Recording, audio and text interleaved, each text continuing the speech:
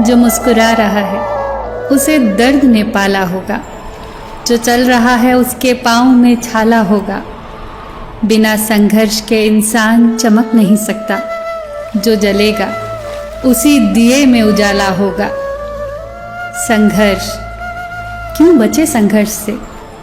संघर्ष ही तो जीवन की आत्मा है।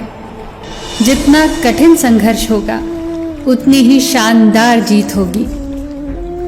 एक बार एक किसान भगवान से बहुत नाराज हो गया। किसान बहुत मेहनती था।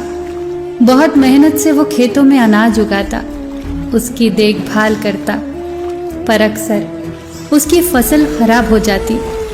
कभी सूखा पड़ जाता, कभी बाढ़ आ जाती, कभी ओले, कभी तेज धूप, कभी आंधी। कोई न कोई कारण बन ही जाता कि उसकी फसल खराब हो जाती। एक दिन उस किसान ने गुस्से में आसमान की तरफ देखकर भगवान से कहा, हे ईश्वर, आपको लोग सर्वज्ञाता मानते हैं कि आप सब जानते हैं, कहते हैं कि आपकी इच्छा के बिना पत्ता भी नहीं हिलता। पर मुझे तो लगता है कि आप छोटी से छोटी बात भी नहीं जानते। आपको तो ये भी नहीं पता कि खेती बाड़ी कैसे करते हैं। अगर आप जानते होते तो असमय जो बाढ़, आंधी, तूफान आते हैं वो कभी नहीं आते। आप नहीं जानते कि कितना नुकसान उठाना पड़ता है हम किसानों को। यदि आप मेरे हाथ में ये शक्ति दे दें कि मैं जैसा चाहूं वैसा मौसम कर दूं, फिर आप देखना कि मैं अन्न के भंडार लगा दूंगा। भगवान इस किसान के तीखे वाक्य सुनकर मुस्कुरा रहे थे और वो किसान के सामने प्रकट होकर बोले, मैं आज से तुझे ये शक्ति देता हूं कि अपने खेतों पर तुम जैसा तुम्हारी इच्छा हो वैसा मौसम कर दोगे। मैं बिल्कुल भी दखल नहीं दूंगा, तुम्हारी इच्छा से सब कुछ होगा। किसान बहुत खुश हो गया। उसने गेहूं की फसल अपने खेतों में बोई। जब उसे लगा खेतों को धूप चाहिए तो खेतों को धूप मिली। जब पानी बरसना चाहिए तभी पानी बरसा। आंधी, तूफान, बाढ़ कुछ भी उसने अपने खेतों पर आने नहीं दिया।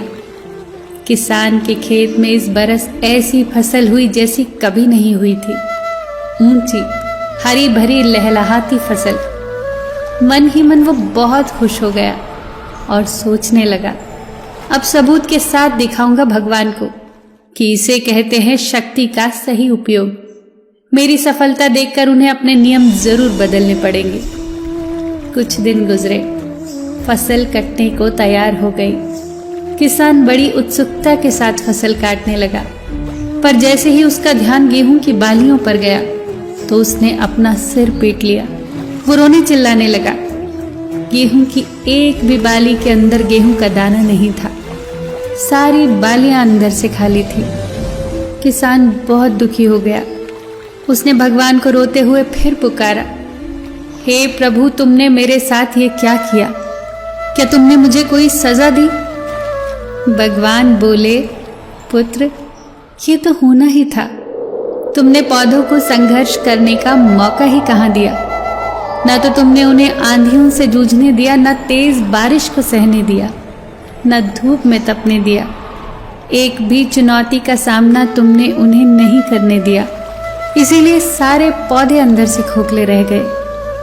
जब आंधी, तूफान, तेज बारिश, धूप पड़ती है तभी ये पौधे अपने अस्तित्व को बचाने के लिए संघर्ष करते हैं और इसी संघर्ष से एक बल पैदा होता है जिसमें शक्ति होती है, ऊर्जा होती है।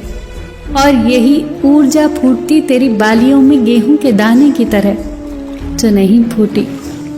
तूने उन्हें कठिन परिस्थितियों से गुजरने ही नहीं दिया जहां उनके अस्तित्व का जन्म होता। सारी बालियां इसलिए खाली हैं, एक भी गेहूं का दाना इसलिए नहीं है क्योंकि तूने अपने पौधों को संघर्ष कराया ही नहीं। याद रखिए, स्वर्ण में स्वर्णिम आभा तभी आती है जब वो आग में तपने, गलने और हथौड़े से पिटने जैसे संघर्षों से गुजरता है। कोयले का टुकड़ा हीरा तभी बनता है जब वो उच्च दाब और उच्च ताप की मुश्किल परिस्थितियों से गुजरता है। इसी तरह यदि हमारी जिंदगी में कोई संघर्ष ही ना हो, कोई चुनौती ही ना हो, तो हम भी गेहूं की बालियों की तरह खोखले ही रह जाएंगे। कोई अस्तित्व नहीं होगा हमारा। विपरीत परिस्थितियाँ, चुनौतियाँ, समस्याएं हमें और अधिक निखारती हैं। यदि जीवन में मुश्किल परिस्थितियाँ आए, चुनौतियाँ आए तो घबराना मत, बल्कि सामना करना, विश्वास करना कि आप और अधिक निखर जाओगे और अधिक मजबूत बन जाओगे। किसी ने कितना सही कहा है, जिंदगी जीना आसान नहीं होता, बिना संघर्ष कोई महान नहीं होता।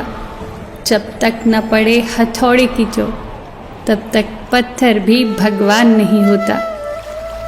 फिर मिलेंगे दोस्तों अगली वीडियो के साथ।